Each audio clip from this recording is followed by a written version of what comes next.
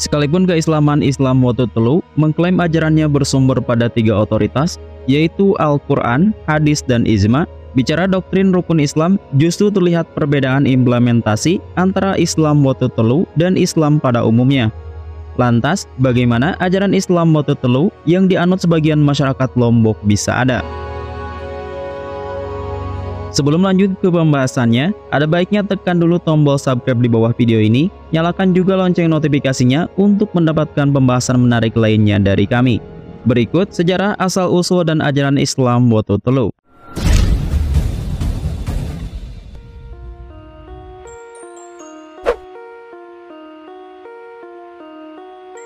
Pulau Seribu Masjid.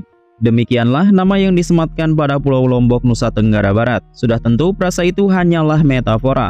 Bernada hiperbolis, frasa itu melukiskan tak terhingganya jumlah masjid sebagai penanda kuatnya Islam berakar di masyarakat Lombok.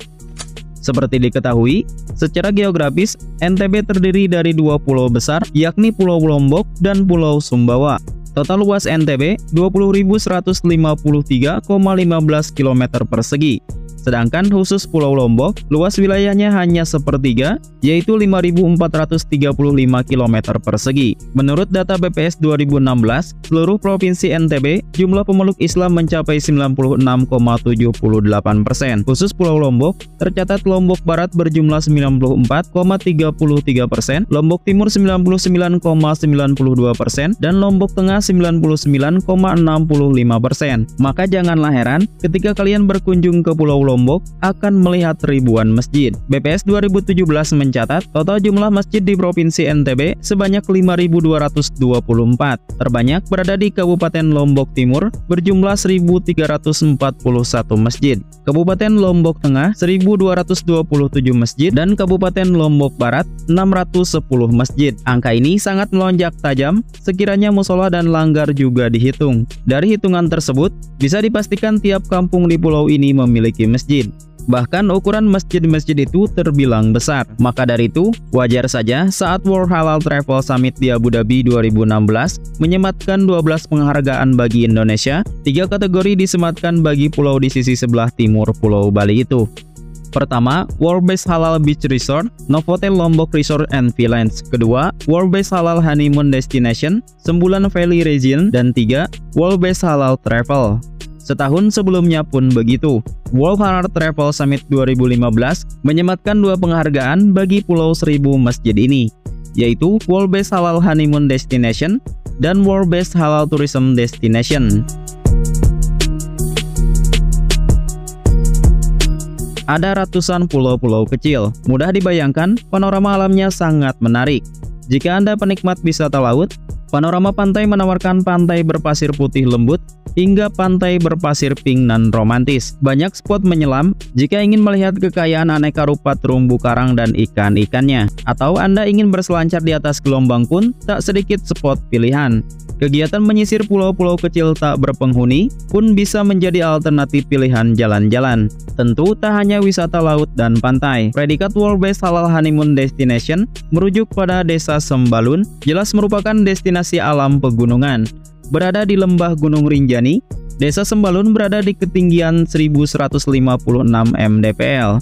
Bukan hanya menawarkan udara sejuk, serta panorama gunung-gunung dan beberapa air terjun yang indah, Sembalun juga menawarkan wisata desa adat Sasak. Tidak hanya itu, dari Desa Sembalun pula lah, kalian juga dapat mulai mendaki gunung tertinggi kedua di Indonesia, yakni Gunung Rinjani. Keindahan panorama gunung api setinggi 3.726 mdpl telah kesohor ke seantero dunia. Hal itu bisa dilihat dari sederet penghargaan telah disematkan Gunung Rinjani. Pada 2004, gunung ini menerima penghargaan dari Conservation International and National Geographic Traveler di ajang World Legacy Award dalam kategori Destination Stewardship. Pada 2005, Taman Nasional Gunung Rinjani masuk dalam 3 besar Tourism for Tomorrow Award dalam kategori Destination Award dari World Travel and Tourism Council. Pada 2007, Gunung Rinjani menjadi finalis di ajang Tourism for Tomorrow Award. Tak hanya itu, dalam acara International Conference on UNESCO Global Geopark di Italia pada September 2018, Gunung Rinjani ditetapkan menjadi UNESCO Global Geopark. Berbicara tentang kekayaan panorama alam, jelas Pulau Seribu Masjid ini tak kalah dengan tetangga dekatnya yang memiliki julukan Pulau Seribu Pura, yaitu Pulau Bali. Namun pertanyaannya, bagaimana dengan potret wisata budayanya? Bicara aspek demografi, populasi terbesar di Pulau Lombok ialah etnis Sasak. Jumlahnya ditaksir mencapai kisaran 80%. Di samping itu, juga ada etnis Embojo di Pulau Bima dan etnis Sumbawa di Pulau Sumbawa. Bahkan etnis Bali dan Jawa pun tanpa terkecuali. Menarik dicatat, seorang antropolog Judith L. Eklund pernah mengatakan, menjadi Sasak ialah berarti menjadi Muslim. Meskipun begitu, menyederhanakan wajah keislaman etnis Sasak ialah menjadi satu model tentu sebuah kesalahan. Pasalnya, Lombok adalah potret sebuah mozaik keislaman yang mencerminkan adanya keragaman wajah Islam. Jika sementara ini, Islam di Lombok dikenal secara stereotip, cenderung dipraktikkan secara ortodoksi, dan kaku dibandingkan daerah lain, tentu pandangan itu tak sepenuhnya benar. Pulau Lombok juga menyimpan variasi model keislaman lain. Seperti di desa Sembalun yang terletak di kaki Gunung Rinjani misalnya. Bisa dipastikan seluruh masyarakat di desa itu pasti mengaku dirinya memeluk agama Islam. Namun jika diobservasi secara mendalam, maka akan terlihat bagaimana model keislaman masyarakat di lembah tersebut masih lekat dengan warna ritual warisan nenek moyang. Sebagian masyarakat di lereng Gunung Rinjani masih mempercayai kekuatan Adi Kodrati yang menjaga gunung. Seperti umum diketahui, Gunung Rinjani oleh masyarakat Sasak dianggap sebagai sumber kekuatan spiritual dan sekaligus tempat bermukimnya Dewi Anjani. Konon, Dewi Anjani ialah sosok perempuan sakti yang semula adalah seorang manusia, tetapi kemudian berubah menjadi ratu jin. Silsilah Dewi Anjani ialah anak penyebar agama Islam di Pulau Lombok. Oleh karena itu, masyarakat sekitar lereng Gunung Rinjani juga meyakini masyarakat jin yang mendiami gunung itu ialah jin Islam. Jika kalian mengunjungi desa Bayan di Kabupaten Lombok Utara, bukan saja akan didapati sebuah desa tradisional yang masih memiliki adat istiadat kuat. Di desa ini juga akan ditemui adanya model keislaman masyarakat Sasak yang khas. Wetu Telu. Demikianlah bentuk keislaman etnis Sasak lazim disebut. Bahkan bisa dikatakan, desa Bayan ialah epicentrum bagi komunitas Islam Wetu Telu. Istilah ini dikenal melalui publikasi karya Dr. J. Van Bal yang ditulis pada 1940. Karyanya ini kemudian diterjemahkan oleh Kuncharaningrat dengan judul Pesta Alip di Bayan. Pesta Alip adalah sebuah ritual yang dilaksanakan 8 tahun sekali. Ritual ini bertujuan memelihara makam para leluhur Bayan di kompleks makam Masjid Kuno Bayan. Sebenarnya tidak terlalu jelas sejak kapan terminologi Islam Wetu Telu ini muncul. Pasalnya, istilah wetu ternyata tak dikenal dalam kosakata bahasa Sasak Bayan. Sayangnya, istilah wetu sering disalahartikan sebagai makna waktu. Karena ditengarai Islam disebarkan oleh orang Jawa, maka istilah wetu sering dipadankan dengan istilah metu dalam bahasa Jawa, yang artinya ialah muncul atau keluar. Sedangkan kata telu dalam bahasa Sasak Bayan berarti 3. Alhasil, penggabungan dari dua suku kata tersebut, metu telu atau wetu telu, ialah bermakna muncul dari 3 hal. Tak aneh, sering dipahami dalam Islam Wetu Telu mempunyai pandangan hidup yang serba 3, seolah angka itu merupakan angka sakral. Dalam konteks makna inilah, Islam Wetu Telu mengenal 3 sistem reproduksi, mentiok atau berbenih, mentelok atau bertelur, dan menganak atau beranak. Ketiga sistem reproduksi ini jadi cikal bakal seluruh kehidupan di kosmos semesta sebagai bukti kebesaran Tuhan. Sumber lain menyebutkan, ungkapan wetu telu berasal dari bahasa Jawa, yaitu metu saking telu, yang berarti keluar atau bersumber dari 3 hal, Al-Quran, hadis, dan ijma. Artinya, ajaran-ajaran komunitas penganut Islam Wetu Telu juga bersumber dari 3 otoritas tersebut. Namun demikian, sekalipun keislaman Islam Wetu Telu mengklaim ajarannya bersumber dari 3 otoritas, yaitu Al-Quran, hadis, dan ijma, bicara doktrin rukun Islam, justru terlihat berbeda implementasi antara Islam Wetu Telu dan Islam pada umumnya. Berbicara tentang syahadat misalnya, pada dasarnya tidak ada perbedaan substansi antara syahadat Islam Wetu Telu dan syahadat Islam secara umum. Syahadat Islam Wetu Telu juga berisi pengakuan terhadap keesaan Allah dan Muhammad sebagai Rasul Allah. Namun demikian, disinilah menariknya. Pengucapan syahadat Islam moto telu tidak dibaca menggunakan bahasa Arab, melainkan bahasa Jawa. Weruh ingsun nora ana pangeran liyane Allah, lan weruh ingsun setuhune Nabi Muhammad utusan Allah.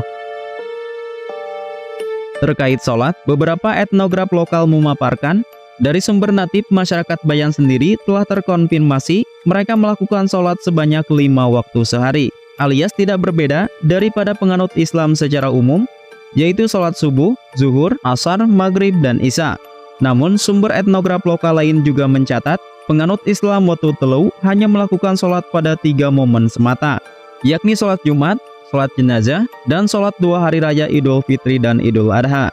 Menariknya, pada momen sholat Jumat, sehari itu penganut Islam moto telu akan mengajarkan 3 sholat pada 3 momen waktu, yakni dini hari atau sholat subuh, senja hari atau sholat maghrib, dan malam hari atau sholat isya.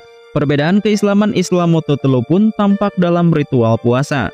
Bagi penganut Islam moto telu, puasa pun hanya dilakukan pada momen 3 waktu di bulan Ramadan, yakni pada permulaan bulan, di pertengahan bulan, dan yang terakhir di penghujung bulan.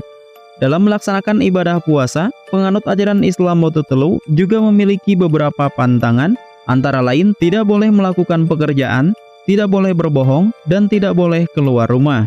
Bicara soal zakat, penganut Islam moto telu tidak memberikan zakat pada fakir miskin, melainkan justru pada kiai sebagai bentuk balas budi. Bagi mereka, zakat diserahkan pada kiainya dengan niat mencari kesejahteraan dan perbaikan hidup di dunia maupun di akhirat. Sedangkan rukun Islam terakhir yaitu berhaji, boleh dikatakan tidak dikenal. Di balik seluruh perbedaan keislaman Islam moto telu ini, tersimpan kata kunci penting, pantang melupakan leluhur. Ajaran Islam moto telu memandang keberadaan leluhur sebagai entitas perantara yang bisa mewakili hubungan manusia dan Tuhan. Mereka percaya leluhur membawa berkah Tuhan, sanggup memberikan perlindungan dan kesejahteraan pada anak keturunannya.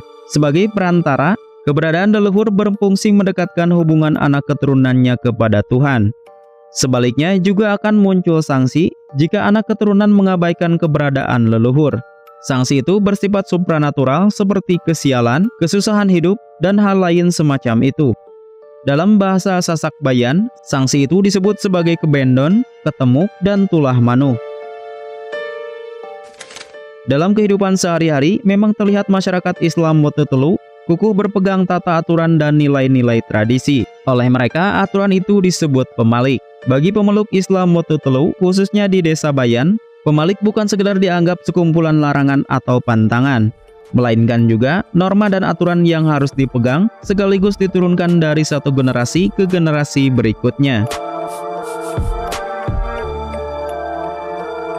Itulah sejarah dan asal-usul ajaran Islam moto telu yang dianut oleh suku Sasak yang berada di lereng Gunung Rinjani di Pulau Lombok. Semoga bahasan ini bisa menambah wawasan kalian.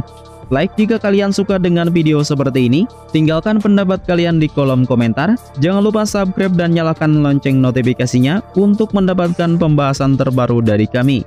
Terima kasih sudah menonton.